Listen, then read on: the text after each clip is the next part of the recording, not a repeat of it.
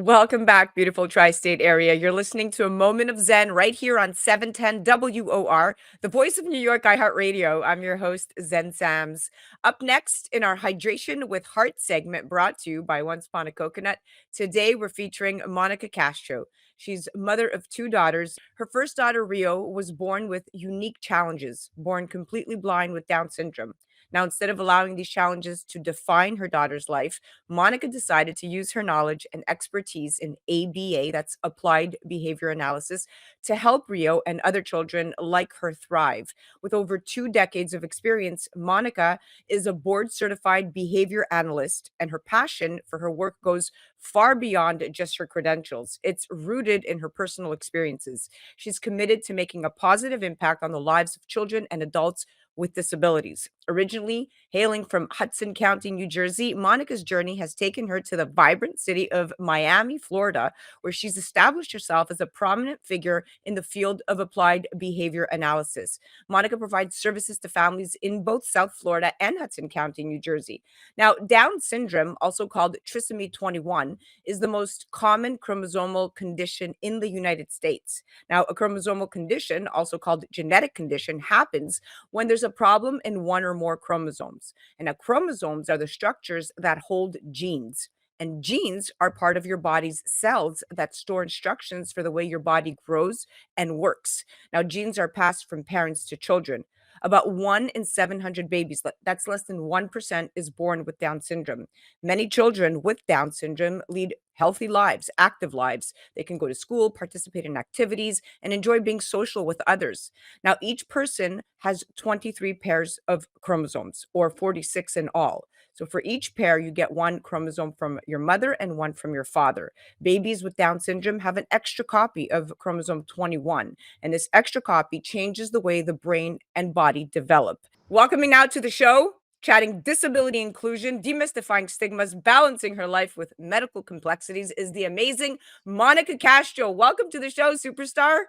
Hi, thank you so much for having me. Thank you so much for joining us. So, you are quite the unique mom and influencer and ABA specialist. Can you tell us more about yourself and your journey from Hudson County over here in New Jersey to becoming a prominent specialist in the field of applied behavior analysis all the way in Miami, Florida? Sure. So I was born in Union City, Hudson County, New Jersey, and I lived there till about my early 20s. Then I went to undergrad in Wheeling, West Virginia for 4 years. And there I had my first professional job in a group home, an adult care group home, where I worked with individuals, adults with developmental disabilities. And that's where I fell in love with behavior analysis. After that, I said, oh, this is a career for me. I really enjoy this. I loved working with the adults. I stayed there. I've never worked anywhere else. Well, dabbled on a little side things here and there, but mainly that's always been what I've done. Then I went on to get my master's in applied behavior analysis and became a behavior analyst. I moved to Miami for my master's program. In Miami, that's what I did. I worked as direct care. I worked in schools. I worked in group homes. I worked in um, other people's companies doing ABA. Um, and that's what I did until I had my first daughter. And as a surprise, my first daughter was born with Down syndrome, but also a condition called bilateral microphthalmia, which means microphthalmia means small eyes. So her eyes didn't develop in utero. Some people have this and can see, or can see a little bit. She is completely blind. Hers, she does not have any vision. So she has eyes, but they're very small.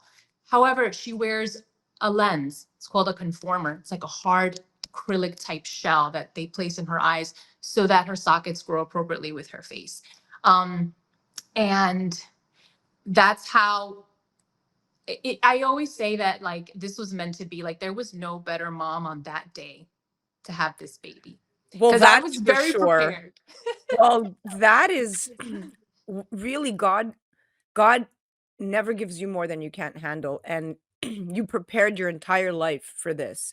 And with over 2 decades of experience as a board certified behavior analyst, you were inspired to specialize in this kind of work working with children with disabilities even before having Rio. So that speaks volumes. And what I also like to kind of point out here is, what was your inspiration to even start working with children with disabilities? Like, what Yeah. drove you to that?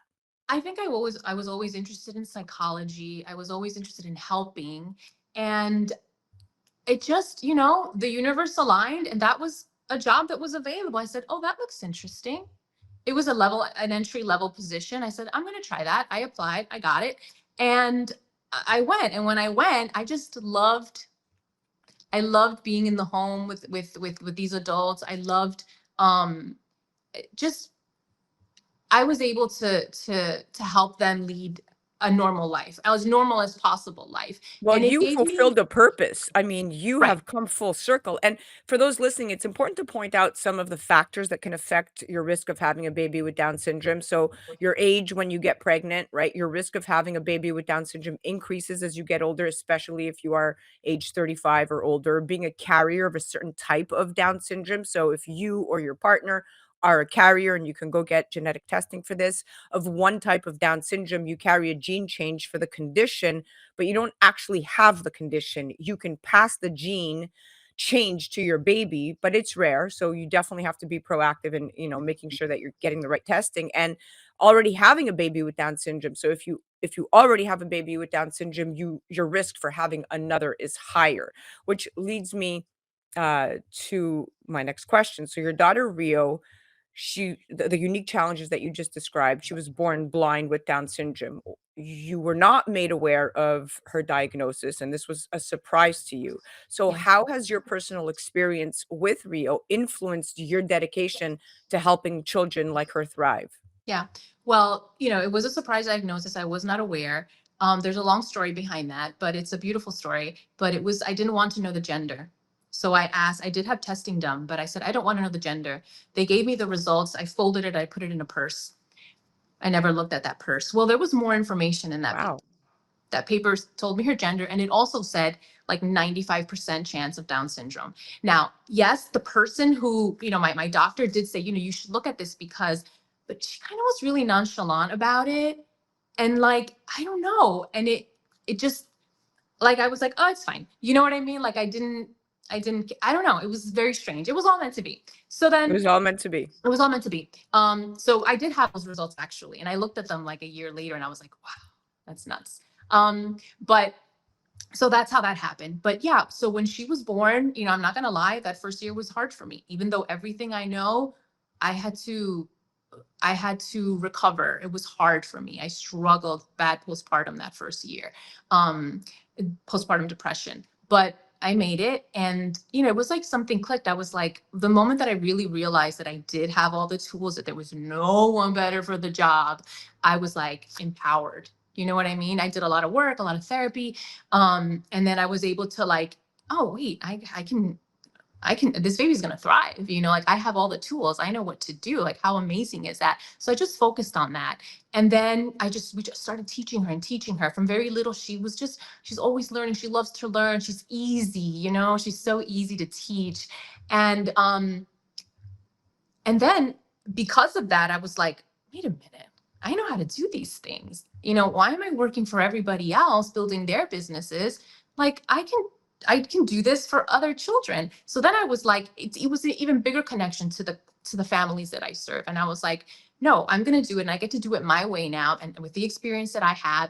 So then I said, oh, I'm going to open up my own business. And that's how Rios Place came. What a beautiful story. Now, wow, I just got chills. Could you elaborate on, you teach essential life skills, right? So can you elaborate on the essential life skills you focus on teaching to children with disabilities? Sure. And it's all really individualized, right?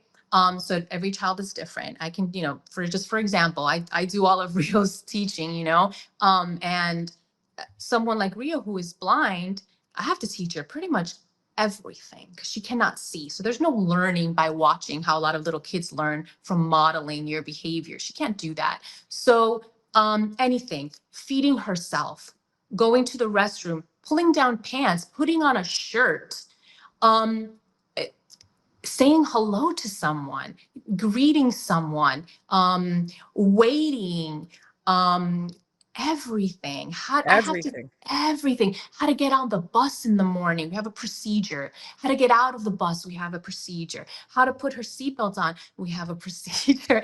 Everything has a procedure, like a step-by-step way that I teach her the same way every day. Anybody who works with her teaches her the same way. That's so that it comes in clear, there's no mistakes, seamless.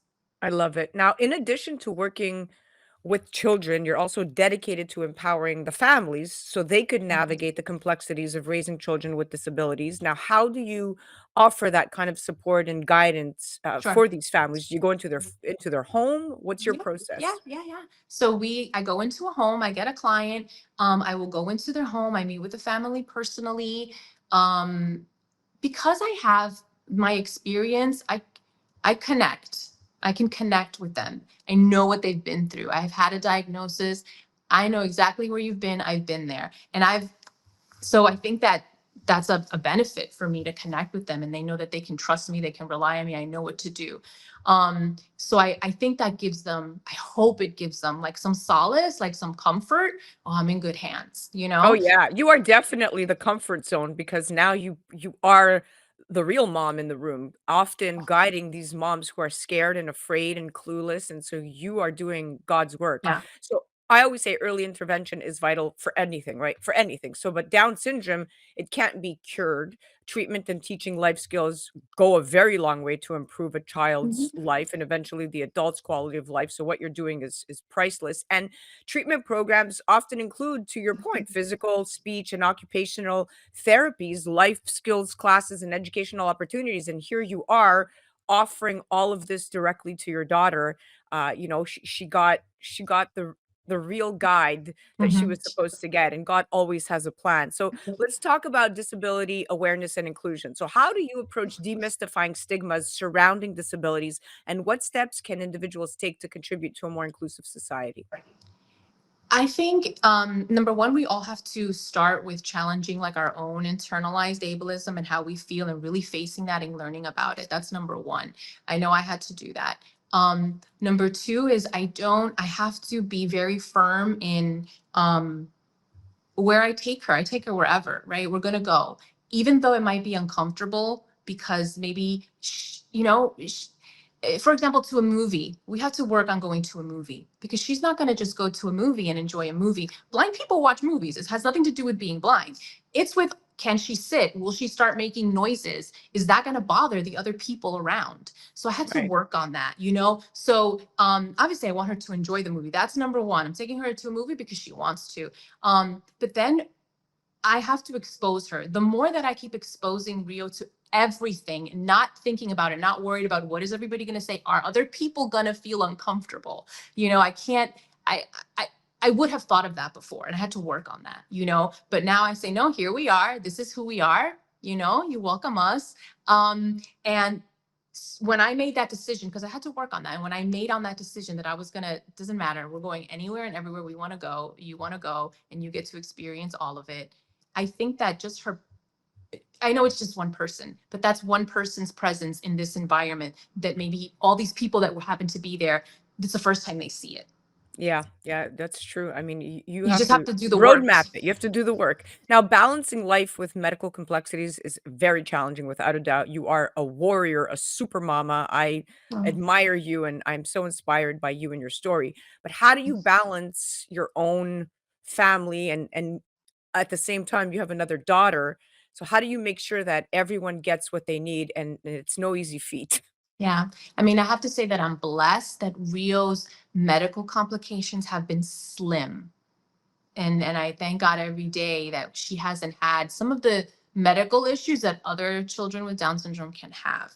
But with that said, we have a lot of appointments, a lot of eye doctors, a lot of speech, a lot of OT, all these different therapies, we're going. I do it because I'm not alone. I'm lucky, I'm blessed. I have a lot of support. My mother, her nanny that has been with her since 3 months old, her amazing school. She goes to a amazing school for the blind that is just, I've been with them since she was 3 months old, and they're everything to me. I love them. And I'm not alone. I have a huge support team, and not everybody gets that. And I know I'm blessed for that. But I think I've just it's like, when you accept something, this is my life, and Yeah. that's okay. And the moment that, because in the beginning it was hard. I like to keep going that it wasn't like this always.